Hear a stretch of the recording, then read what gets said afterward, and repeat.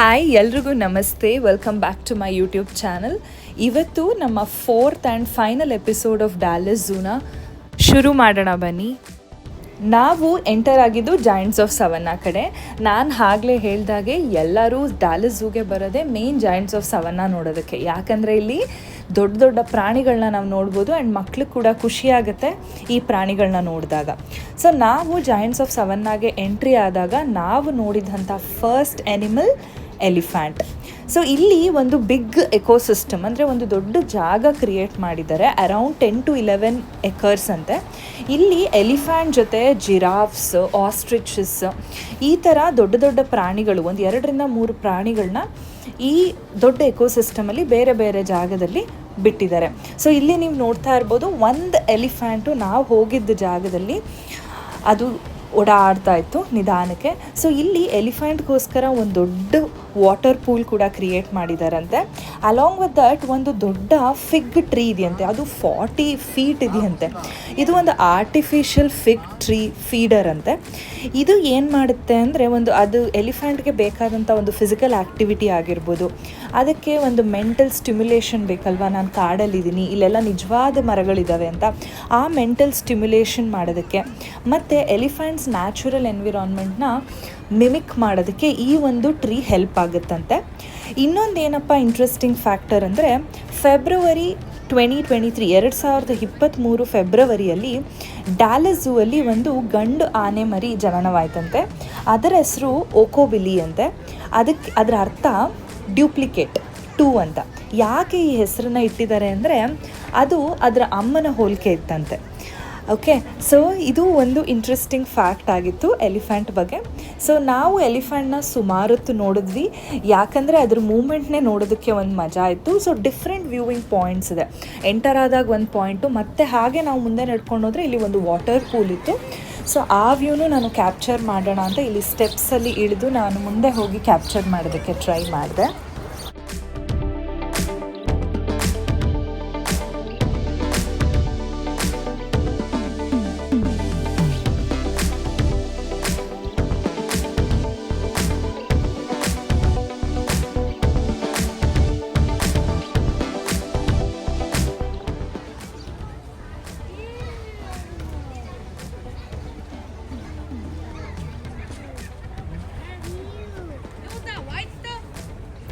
ಈ ಒಂದು ಆನೆನ ನೋಡಿಕೊಂಡು ನಾವು ಹಾಗೆ ಮುಂದೆ ಹೋಗ್ತಾ ಇದ್ವಿ. ಇನ್ನೊಂದು ವ್ಯೂ ಪಾಯಿಂಟಲ್ಲಿ ದೂರದಲ್ಲಿ ನೋಡಿದ್ರೆ ನಾವು ಅಲ್ಲಿ ಸುಮಾರು ಒಂದು 5 to 6 ಆನೆಗಳು ಇತ್ತು. ಆನೆ ಮರಿಗಳು ಇದ್ವು, ದೊಡ್ಡ ದೊಡ್ಡ ಆನೆಗಳು ಇದ್ವು. ಈ ಪಾಯಿಂಟಿಂದ ನಾವು ಹಾಗೆ ಮುಂದೆ ಹೊರಟ್ವಿ. ಇಲ್ಲೂ ಕೂಡ ತುಂಬ ಕ್ರೌಡ್ ಇತ್ತು. ಯಾವುದಿರ್ಬೋದು ಆ್ಯನಿಮಲ್ ಅಂತ ನಾವು ಹಾಗೆ ಝೂಮ್ ಮಾಡಿ ನೋಡಿದಾಗ ಗೊತ್ತಾಯಿತು, ಇಲ್ಲಿದ್ದಿದ್ದು ಕಾಡಿನ ರಾಜ ಸಿಂಹ. ಇಲ್ಲಿ ನೀವು ನೋಡ್ತಾ ಇರ್ಬೋದು, ಸಿಂಹರಾಜ ಆ ಕಡೆ ಮುಖ ತಿರ್ಕೊಂಡು ಕೂತ್ಕೊಂಡಿತ್ತು. ಸೊ ನಾವು ಕೂಡ ಸುಮಾರು ಕಾಲ ವೆಯ್ಟ್ ಮಾಡಿದ್ವಿ. ಅದು ಅರ್ಧ ಮುಖ ಮಾತ್ರ ನಮಗೆ ಕಾಣಿಸ್ತು. ಇನ್ನೊಂದೇನೆಂದರೆ, ಡ್ಯಾಲಸ್ ಝೂ ಅಲ್ಲಿ ವಿಶೇಷತೆ ಏನಪ್ಪ ಅಂದರೆ, ಪ್ರತಿಯೊಂದು ಪ್ರಾಣಿಗೂ ಅದಕ್ಕೆ ಬೇಕಾದಂಥ ಒಂದು ನ್ಯಾಚುರಲ್ ಎನ್ವಿರಾನ್ಮೆಂಟ್ನ ಕ್ರಿಯೇಟ್ ಮಾಡೋದ್ರಲ್ಲಿ ತುಂಬ ಎಚ್ಚರ ವಹಿಸಿದ್ದಾರೆ. ಇಲ್ಲಿ ನೀವು ನೋಡ್ತಾ ಇರ್ಬೋದು, ಸಿಂಹಗೆ ಮೇಯ್ನಾಗಿ ಬೇಕಾಗಿರೋದು ಬಂಡೆಗಳು. ಸೊ ಬಂಡೆಗಳು, ಹುಲ್ಲು ಅದೆಲ್ಲನೂ ಇಲ್ಲಿ ತುಂಬ ನೀಟಾಗಿ ಕ್ರಿಯೇಟ್ ಮಾಡಿದ್ದಾರೆ.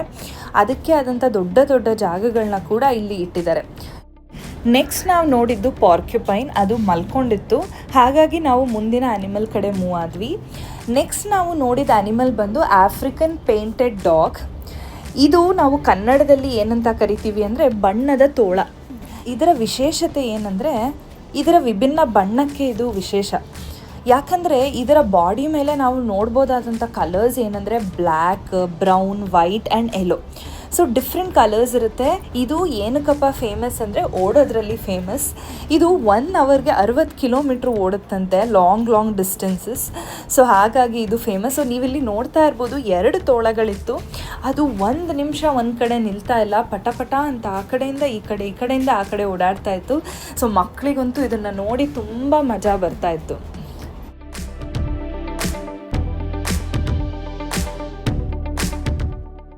ನಾವು ಇಲ್ಲಿಂದ ಹೊರಟಿದ್ದು ಜಿರಾಫ್ ಫೀಡಿಂಗ್ ಸ್ಟೇಷನ್ಗೆ. ಇಲ್ಲಿ ಒಂದು ಸ್ಪೆಸಿಫಿಕ್ ಕೌಂಟರ್ನ ಕ್ರಿಯೇಟ್ ಮಾಡಿದ್ದಾರೆ ಅಲಾಂಗ್ ವಿತ್ ರ್ಯಾಂಪ್.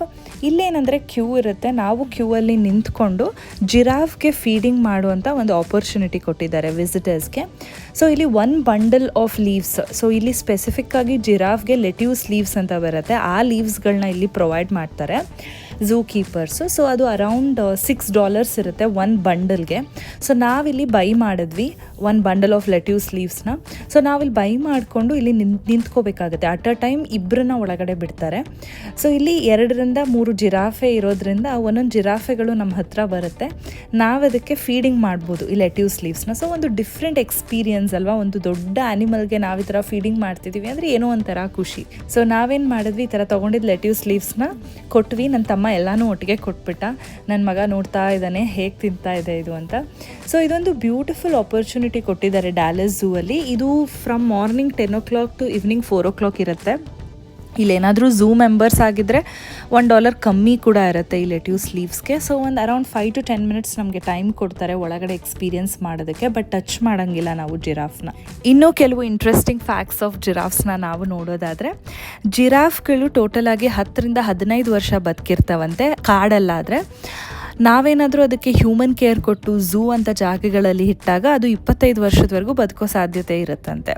ಹಾಗೂ ಇದು one of the tallest animal ಆಗಿರೋದ್ರಿಂದ ಇದರ ಟೋಟಲ್ ಹೈಟ್ ಬಂದು ಅಡಲ್ಟ್ ಜಿರಾಫ್ಸು 18 feetವರೆಗೂ ಇರ್ತಾವಂತೆ. ಹಾಗೆ ಅಡಲ್ಟ್ ಫೀಮೇಲ್ಸ್ ಬಂದು 15 feet ಟಾಲ್ವರೆಗೂ ಇರುತ್ತಂತೆ. ಜಿರಾಫ್ಸ್ನ ನೋಡಿಕೊಂಡು ಹಾಗೆ ನಾವು ಸ್ವಲ್ಪ ಮುಂದೆ ಬಂದ್ವಿ. ಇಲ್ಲಿ ಒಂದು ಬೇಸ್ ಕ್ಯಾಂಪ್ ಥರ ಇದೆ, ಹಟ್ ಥರ ಕ್ರಿಯೇಟ್ ಮಾಡಿದ್ದಾರೆ. ಇಲ್ಲಿ ನಮಗೆ 180 ಡಿಗ್ರಿ ಆ್ಯಂಗಲಲ್ಲಿ ಎಲ್ಲ ಬಿಗ್ ಆ್ಯನಿಮಲ್ಸ್ ಏನು ಹೇಳಿದ್ದೆ ಒಂದೇ ಎಕೋಸಿಸ್ಟಮಲ್ಲಿ ಪ್ರಾಣಿಗಳನ್ನ ಇಟ್ಟಿದ್ದಾರೆ ಅಂತ. ಸೊ ಎಲ್ಲವೂ ಇದೊಂದು ವ್ಯೂ ಅಲ್ಲಿ ನಮಗೆ ಕಾಣಿಸುತ್ತೆ. ಸೊ ರೈಟಲ್ಲಿ ನೋಡಿದ್ರೆ ನಮಗೆ ಎಲಿಫೆಂಟ್ಸ್ಗಳು ಕಾಣಿಸುತ್ತೆ, ಲೆಫ್ಟಲ್ಲಿ ಜಿರಾಫ್ಸ್ ಜೊತೆ ಇಲ್ಲಿ ನಾವು ಝೂಮ್ ಮಾಡಿ ನೋಡಿದಾಗ ಕೆಲವು ಬೇರೆ ಪ್ರಾಣಿಗಳು, ವಾಟ್ ಹಾಗ್ ಅಂತ ಕರೀತಾರೆ, ಮತ್ತು ಆಸ್ಟ್ರಿಚಸ್ ಕೂಡ ಕಾಣಿಸ್ತಾ ಇತ್ತು. ತುಂಬ ದೂರನೇ ಇತ್ತದು, ಸೊ ನಮಗೆ ಅದು ಕಾಣಿಸ್ಲಿಲ್ಲ. ಇದು one of the largest bird ಅಲ್ವಾ, ಸೊ ಇದು ದೂರನೇ ನಿಂತಿತ್ತು. ಮತ್ತು ಇನ್ನು ಲೆಫ್ಟಲ್ಲಿ ನಾವು ಆಲ್ರೆಡಿ ಫೀಡ್ ಮಾಡಿದಂಥ ಜಿರಾಫ್ಸ್ಗಳು ನಿಂತಿದ್ದು. ಸೊ ಅರೌಂಡ್ 3 ಜಿರಾಫ್ಸ್ನ ನಾವು ನೋಡಿದ್ವಿ. ಸೊ ಹೀಗಿತ್ತು ನಾವು ನೋಡಿದ್ದಂಥ ಜಿರಾಫ್ ಎಕ್ಸ್ಪೀರಿಯನ್ಸ್, ತುಂಬಾ ಚೆನ್ನಾಗಿತ್ತು. ಹಾಗೆ ವಾಪಸ್ ರಿಟರ್ನ್ ಆಗ್ತಾ ಇದ್ವಿ. ನೋಡಿದ್ರೆ ಲಯನ್ ಈ ಕಡೆ ಮುಖ ತಿರುಗಿಸ್ಕೊಂಡು ಕೂತ್ಕೊಂಡಿತ್ತು. ಸೊ ಸ್ವಲ್ಪ ಹೊತ್ತು ಹಾಗೆ ಅದರ ಆ್ಯಕ್ಟಿವಿಟೀಸ್ನ ನೋಡೋಣ ಅಂತ ನಿಂತ್ಕೊಂಡ್ವಿ.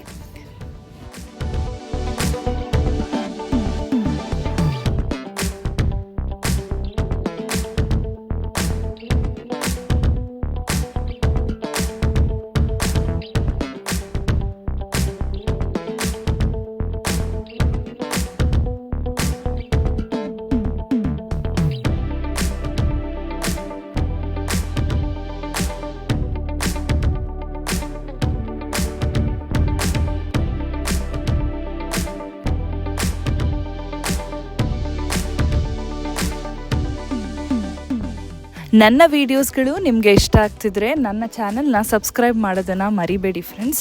ಹಾಗೆ ನೀವು ಆಲ್ರೆಡಿ ನನ್ನ ಚಾನಲ್ಗೆ ಸಬ್ಸ್ಕ್ರೈಬ್ ಆಗಿದ್ದರೆ ಪಕ್ಕದಲ್ಲಿ ಒಂದು ರಿಂಗ್ ಬೆಲ್ ಇರುತ್ತೆ, ಅದನ್ನು ಕ್ಲಿಕ್ ಮಾಡಿದರೆ ನಾನು ಅಪ್ಲೋಡ್ ಮಾಡೋ ಪ್ರತಿ ವೀಡಿಯೋಸು ನಿಮಗೆ ಯೂಟ್ಯೂಬ್ ಓಪನ್ ಮಾಡಿದ ತಕ್ಷಣ ನಿಮಗೆ ಫಸ್ಟ್ ತೋರಿಸುತ್ತೆ.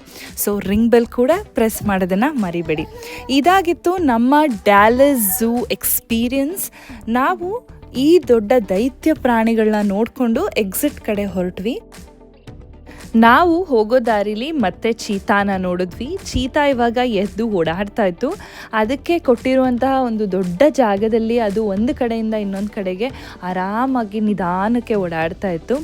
ಕೆಲವು ಇಂಟ್ರೆಸ್ಟಿಂಗ್ ಫ್ಯಾಕ್ಟ್ಸ್ ಆಫ್ ಚೀತಾನ ನಾವು ನೋಡೋದಾದರೆ, ಚೀತಾ ನಮಗೆಲ್ಲರಿಗೂ ಗೊತ್ತಿರೋ ಹಾಗೆ one of the fastest land animal. ಇದರದ್ದು ಓಡೋ ಸ್ಪೀಡ್ ತುಂಬಾ ಫಾಸ್ಟ್ ಇರುತ್ತೆ ಅಲ್ವಾ. ಸೊ ತುಂಬ ಕುತೂಹಲದಿಂದ ನಾವು ನೋಡೋಕ್ಕೆ ಹೋದರೆ ಇದು ಪರ್ ಅವರ್ 1 ಅವರ್ಗೆ 70 ಮೈಲ್ 70 ಮೈಲ್ಸ್ ಪರ್ ಅವರ್ ಓಡುತ್ತಂತೆ. ಸೊ ಇಲ್ಲಿ ನೀವು ನೋಡ್ತಾ ಇರ್ಬೋದು, ತುಂಬ ಬ್ಯೂಟಿಫುಲ್ ಆಗಿತ್ತು ಚೀತಾ. ಅದರದ್ದು ಬಾಡಿ ಸ್ಟ್ರಕ್ಚರ್ ನೋಡೋಕ್ಕೆ ಒಂಥರ ಖುಷಿ. ಸೊ ನಾವು ಸ್ವಲ್ಪ ಹೊತ್ತು ಇಲ್ಲಿ ನಿಂತ್ಕೊಂಡು ಅದ್ರ ಮೂಮೆಂಟ್ಸ್ಗಳನ್ನ ನೋಡಿ ಎಂಜಾಯ್ ಮಾಡಿದ್ವಿ.